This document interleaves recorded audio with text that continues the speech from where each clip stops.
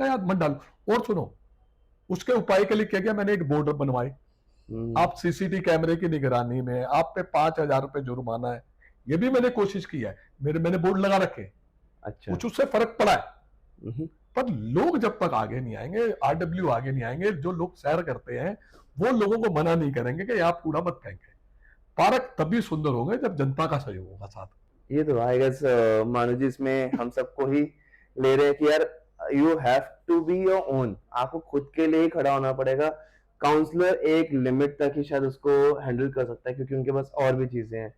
तो ये parking and उसके जो नेबरहुड एरिया है वो हमारी रिस्पॉन्सिबिलिटीज है। एक चीज और बताता हूं आप, मेरे यहाँ 5 पॉइंट है जो रात को मलबा गिरता है।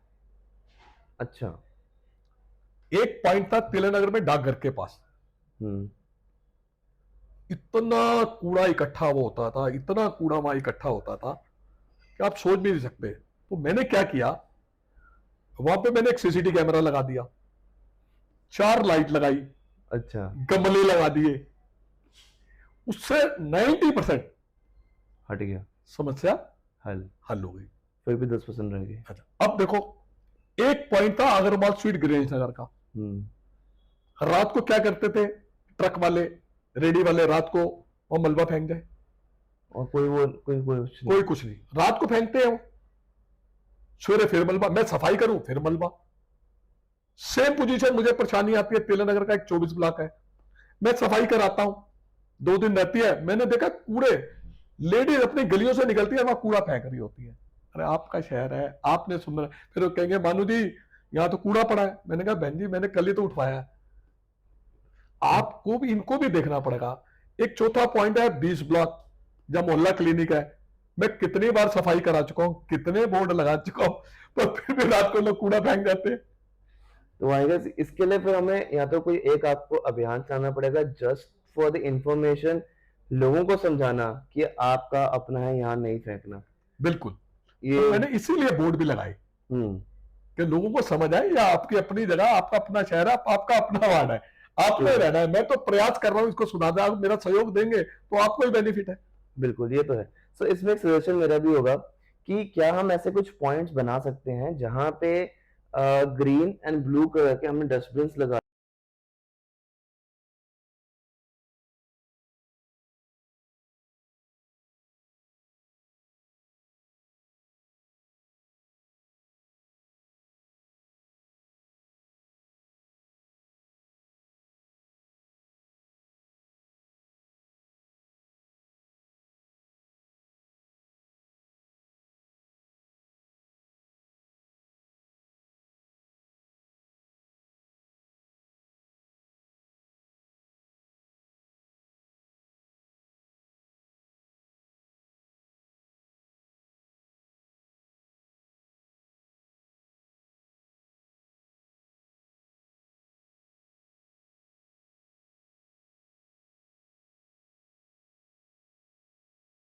दिया कि लोगों को बोला जाए आप इसी में आपको डालना है, इसमें डालो। लेट्स सपोज गलियों के 2-4 गलियों को इकट्ठा करके वहां डाल दी, तो वो काम नहीं करेगा क्या? अच्छा, क्या हमने एक डस्टबिन बड़ा लगाया, अच्छा। अब यकीन करना, कृष्णा पार्क कृष्णापुरी वाली रोड पे इतना कूड़ा आने लगा लोगों का, लोगों ने अपने घर घर के कूड़े निकाल कर डस्टबिन के पहले कर, बाहर भी बड़ा डस्टबिन मैंने लगाया। अच्छा। पर लोग देखो क्या, 100 रुपया महीना घर से उठाने का कूड़े वाले लेते हैं, बिल्कुल। अब वो उसको भी लोग पे नहीं करते हैं, बाहर आके लोगों को फेंकते हैं। इनको सोचना पड़ेगा। और वो गली के बाहर के कोने का ढेर होगा, वहां जाके कूड़ा फेंकेंगे रात को, क्या फायदा उसका? सवेरे मानू जी वो कंप्लेंट आई है कूड़े को उठाओ, मैं उठवा देता हूँ, 4 दिन बाद फिर वही है। अब मेरी प्रयास रहा कि मैं गमले लगा दूं, बोर्ड लगा दूं, कुछ समस्या का हल हो जाए। जब तक लोगों में अवेयरनेस नहीं होगा तब तक कुछ नहीं हो सकता। बिल्कुल, आई गेस यहाँ पे लोगों का अवेयरनेस और लोगों की एक अपना जो सेल्फ अवेयरनेस है वो बहुत जरूरी बहुत होती है। जरूरी, बहुत जरूरी है। तो अभी हम सफाई की बात कर रहे थे, राइट? आप एक चीज मुझको दिखाने लगे थे। सर पता क्या, थिलन नगर के अंदर, अशोक नगर के अंदर कई ऐसे पॉइंट थे जहां पर रात को कूड़ा गिरता था। अच्छा। सबसे पहले मैंने, अशोक नगर सोम बाजार रोड है वहां अक्सर मुझे कंप्लेंट आती थी कूड़े के ढेर हैं, कूड़े के ढेर। सबसे पहले मुझे जो सफलता मिली, मैंने क्या किया, वहां पे पूरी सफाई कराई, पूरी सफाई कराई हम्म। और मैंने वहां पे गमले लगा दिए, अच्छा।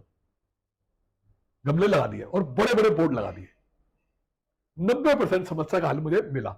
सबसे पहली मेरी जो सफलता थी अशोकनगर में, वो सोम बाजार रोड।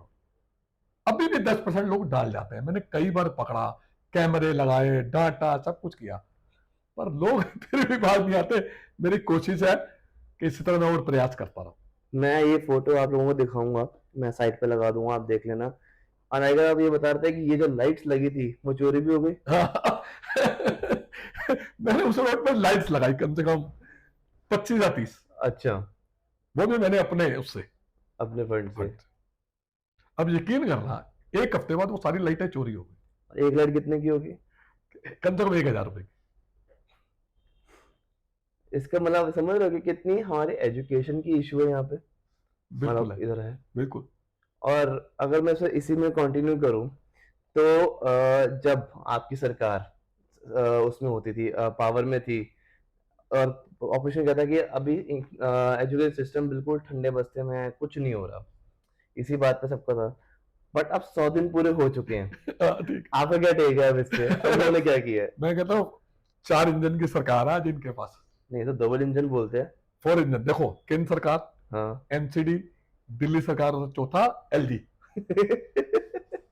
ये भी है। 4 इंजन की सरकार, हाँ दिल्ली के अंदर पानी, भाई साहब जल भराओ, बिल्कुल। ये कहते थे हम बिल्कुल दिल्ली को साफ सुथरा कर देंगे। आज देखो कूड़े के ढेर है, हर जगह कूड़े के ढेर मिलेंगे आपको। बिल्कुल। और लोग इतने परेशान हैं, झुग्गी झोपड़ी वाले, उनकी झुग्गियां तोड़ी जा रही हैं। ये कहते थे जहां झुग्गी वहां मकान।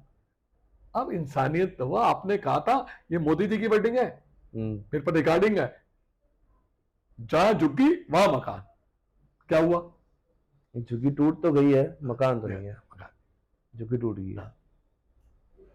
पहले तो हम पे ये ब्लेम लगाते थे, हम्म, अब तो सब कुछ मशीनरी आपके पास है, अधिकारी आपके पास है, सब कुछ आप ही के पास है। बिल्कुल है। हमारे टाइम पे अधिकारियों को काम नहीं करने दिया, हम्म, इतना प्रेशर था एमसीडी में, इतना प्रेशर अधिकारियों को काम करने देते। अब तो सब कुछ तुम्हारे पास है, ट्रू। जिस अधिकारी काम करता है उसका ट्रांसफर कर देते थे आप। और तो और देखो, दिल्ली सरकार, सुप्रीम कोर्ट से फैसला आता है कि जितनी ट्रांसफर पोस्टिंग है वो हमारे हक में आती है, और रातों रात अध्यादेश ले आते हैं। क्या इनको चिंता थी? कि आज लोग केजरीवाल को दोबारा याद कर रहे हैं।